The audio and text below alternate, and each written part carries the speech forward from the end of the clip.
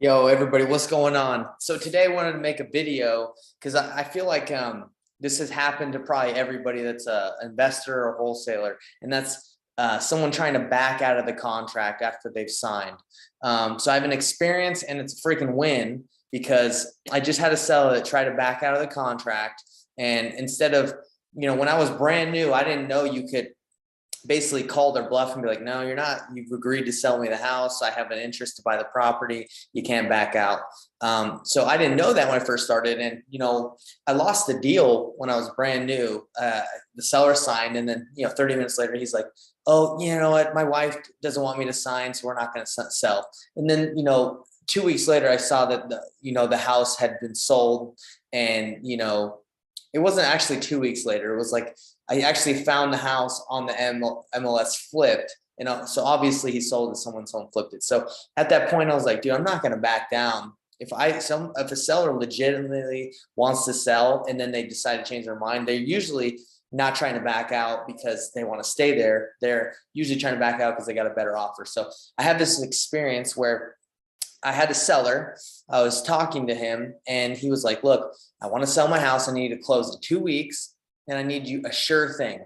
So he made me take out my due diligence clause in the agreement and my inspection. And he said, hey, I just need you to buy this. You can't back out. So I was like, okay. I told him straight up, hey, I'm going to sign this one to a buyer that I know in the area, but I'm willing to pay this and it's a done deal because I already talked to them and they were ready to buy it. So, there was no need to have a walkthrough or whatever. They wanted the house. So I took out my due diligence period and the inspection clause and everything. And I put in the terms, seller is assigning, buyer in this contract is a signing contract to this specific LLC. That's how I was able to assign it to them. So the seller was totally fine with it. He was like, let's go. We had 2 weeks to close and we were ready to do it. 2 days before close, he calls me and he tells me that he's deciding to keep the house. They decided to keep it. They don't want to sell anymore. And I'm like, 2 days before the close, when you tell me took the inspection and the due diligence period out, there's no way. You're obviously got a better offer. So I actually have the call recorded because on our CRM, we record all our calls and it's compliant. So check out this phone call so you guys can kind of hear how I talked to the seller and told him, hey, this doesn't fly. You don't tell us that you're going to want us to sell a house and then 2 days before decide you just don't want to sell anymore. And I'll tell you what ended up happening, but let's hear how it went. Christopher. Yeah. Hey, Derek. Sorry. Hopefully we have a better signal this time. Yeah, I barely got 5 minutes. What's up? Yeah. So what blindsided you that happened? It just, I think as it hit. So this call started earlier, but then it hung up and I called Mac. He's like, yeah, I just blindsided us that the close was coming this quick and we're just not ready. Okay. My mom hey mom, we're closing on Friday, that house, etc. I think that's the problem that I'm dealing with right now.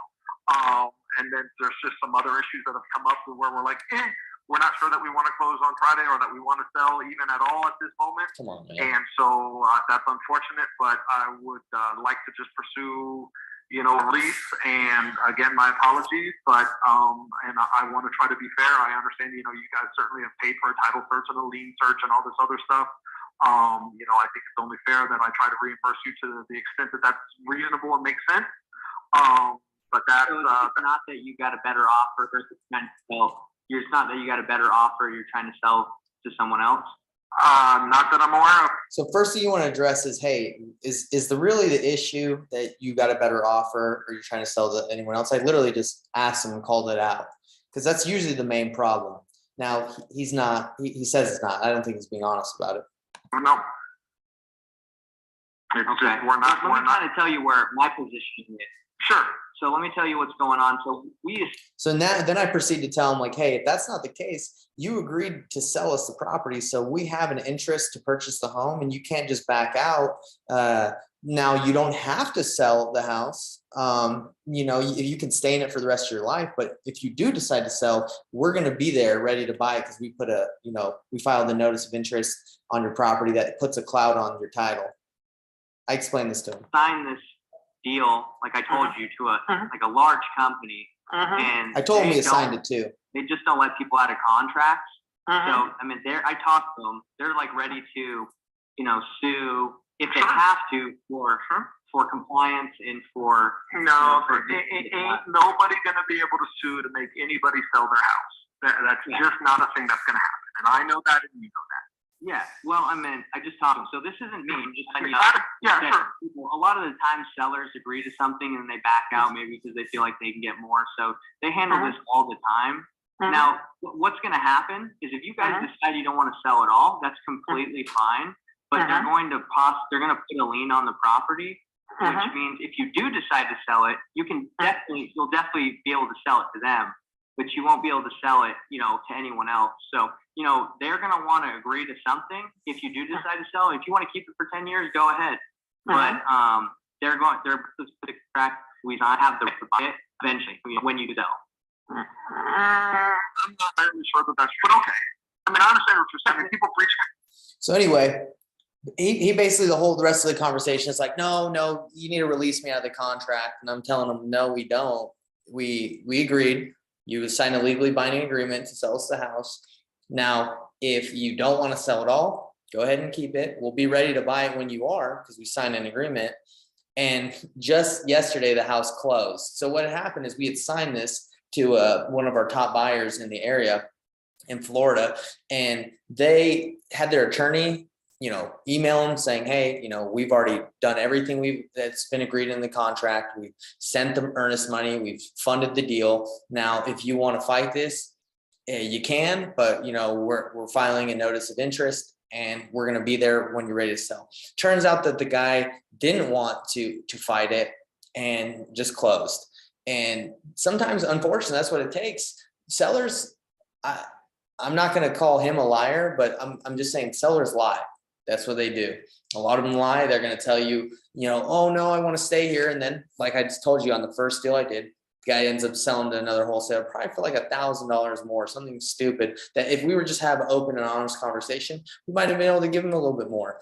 But anyway, I wanted you guys to see how I actually handled that situation, because it happens a lot.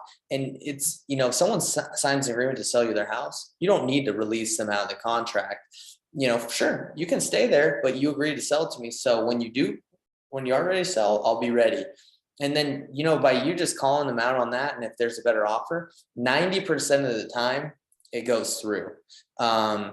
And that's been our experience. So I don't let people out if they agree to sell, especially if I've already put my earnest money down, done my due diligence, and it's 2 days before close. People don't just change their minds when they want you to close that quickly.